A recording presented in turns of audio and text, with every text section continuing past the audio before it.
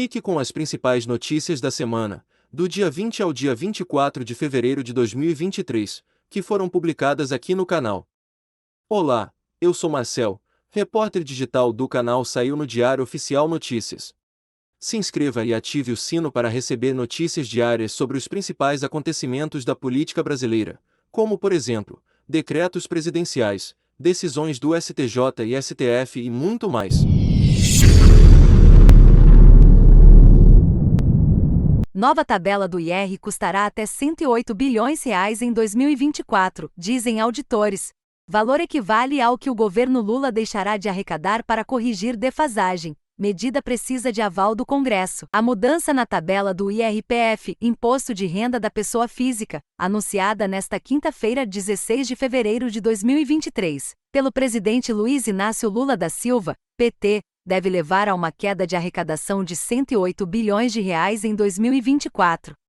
Desde 2015 não há correção na faixa de isenção, que passará dos atuais R$ 1.903,98 para R$ 2.640. A Unafisco Nacional, Associação Nacional dos Auditores Fiscais da Receita Federal do Brasil, encaminhou ao Poder 360 uma estimativa sobre os valores. Segundo a entidade, o impacto se dá pela retenção fiscal que passa a vigorar já em 2023. Metodologia aplicada pela Unafisco considera que o reajuste de 38,66% na tabela se estenderá para as outras faixas, assim como as deduções. O presidente da instituição, Mauro Silva, diz que o impacto projetado realça a extrema injustiça do imposto de renda atual que penaliza muito a classe média. Está gostando do conteúdo? Curta esse vídeo e fique conosco até o final. Os valores destoam da projeção do Sindifisco Nacional, Sindicato Nacional dos Auditores Fiscais da Receita Federal do Brasil, enviada ao Poder 360. Se a correção de todas as faixas da tabela do IR foi igual à primeira, 38,66%, a perda estimada é de R$ 41 bilhões. Com isso, 5 milhões de brasileiros não pagariam mais o tributo direto. Caso o percentual fique restrito à primeira faixa da tabela, a perda de arrecadação será de R$ 14 bilhões. O presidente do Sindifisco, Isaac Falcão, afirma que as mudanças relacionadas ao CARF, Conselho Administrativo de Recursos Fiscais, na medida provisória 1.160/2023 podem reparar as perdas. A falta do voto de qualidade no CARF no ano passado em decisões que beneficiaram 26 empresas custou R$ 23 bilhões. Caso a MP 1160 seja aprovada no seu conteúdo original, a despesa com o reajuste da tabela deve ser integralmente suportada por essa mudança legislativa, afirmou. Lula depende do Congresso. O presidente Lula pode fazer a mudança na tabela do IEL via medida provisória.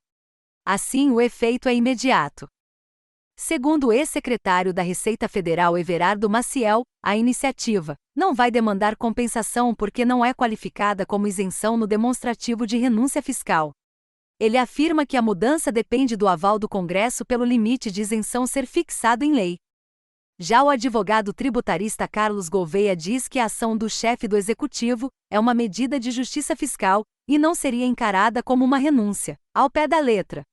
Durante a campanha, Lula prometeu subir a faixa de isenção do IR para R$ 5 mil. O presidente tem dito que isso será feito de forma gradual. PL paga multa de R$ 22 milhões e Alexandre de Moraes desbloqueia contas do partido. O presidente do Tribunal Superior Eleitoral, TSE, Alexandre de Moraes, desbloqueou na noite desta última sexta-feira, 17, as contas bancárias do PL, partido do ex-presidente Jair Bolsonaro. A decisão foi motivada após a legenda quitar a multa de R$ 22,9 milhões aplicada por Moraes em razão de um pedido que apontava falhas no sistema eleitoral brasileiro em 2022.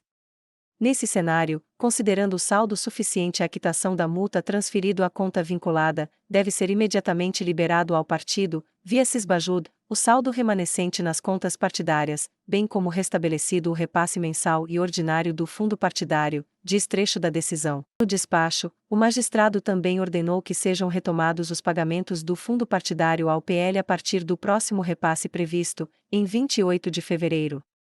Conforme noticiado por este jornal digital, A sigla de Valdemar Costa Neto foi condenada por litigância de má-fé e multada depois de ter pedido a revisão do resultado do segundo turno do pleito presidencial.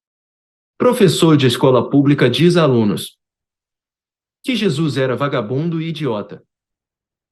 Estudantes registraram o ataque do docente à figura religiosa. Um professor do ensino médio da Escola Estadual Telina Barbosa da Costa, no bairro Messejana, em Fortaleza, escreveu na lousa: Jesus é vagabundo e idiota. O caso veio à tona durante um pronunciamento da deputada doutora Silvana, PL, na Assembleia Legislativa do Ceará, na semana passada. Nunca vi um conteúdo tão asqueroso e terrível, disse a parlamentar. Esse professor é um infeliz, um desqualificado, que não pode afrontar a fé de toda uma classe. Não existe nenhuma justificativa lógica para um professor escrever algo assim. O homem vai ser enquadrado em injúria religiosa, segundo Silvana. Está gostando do conteúdo? Curta esse vídeo e fique conosco até o final. Os alunos registraram o momento e denunciaram o docente aos pais. Segundo os estudantes, o acadêmico alegou que o intuito da aula era de provocar discussões pertinentes ao conteúdo. A Secretaria Estadual de Educação do Ceará informou que a Superintendência das Escolas Estaduais de Fortaleza, responsável pelas escolas da região, está apurando o ocorrido. Na rede pública estadual de ensino, o ambiente escolar é um espaço de respeito aos direitos humanos, de construção de cidadania e promoção da cultura de paz, observou a SEDUC. Portanto, são repudiados atos de intolerância e discriminação religiosa. Denúncias devem ser feitas à Ouvidoria do Estado, pela Central 155. O Ministério Público do Ceará também foi acionado.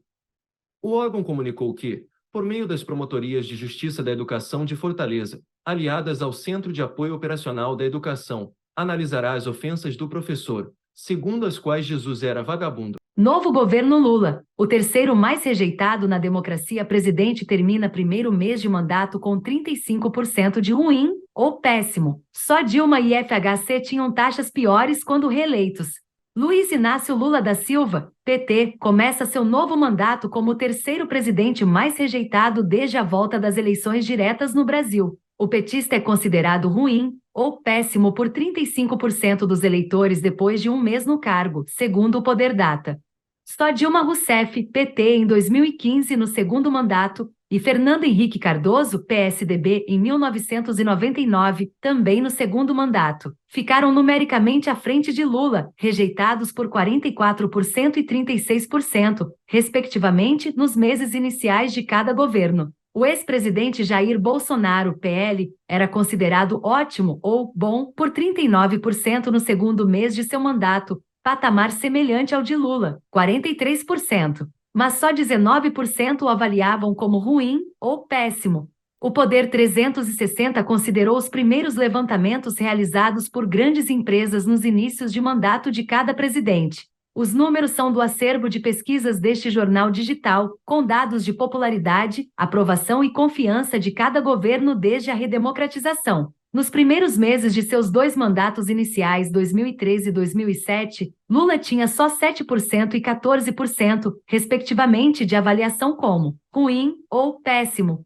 Hoje, essa taxa está em 35%. Está gostando do conteúdo? Curta esse vídeo e fique conosco até o final. O atual presidente foi eleito por margem estreitíssima contra Bolsonaro, a menor desde a redemocratização. Em 2014, Dilma, PT, venceu Aécio Neves, PSDB, com 3,5 milhões de votos de vantagem. Iniciou o governo considerada ruim ou péssima por 44% da população, taxa que escalou rapidamente e chegou a 71% em agosto de 2015.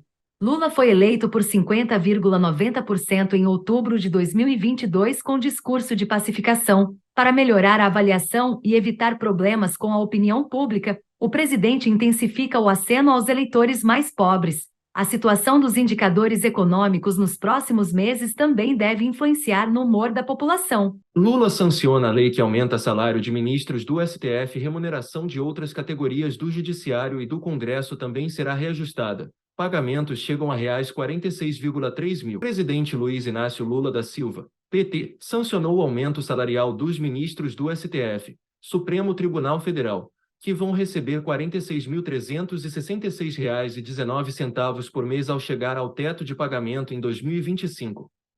Outras categorias também receberão acréscimo. A decisão foi publicada no Diário Oficial da União, de segunda-feira, 10 de janeiro de 2023.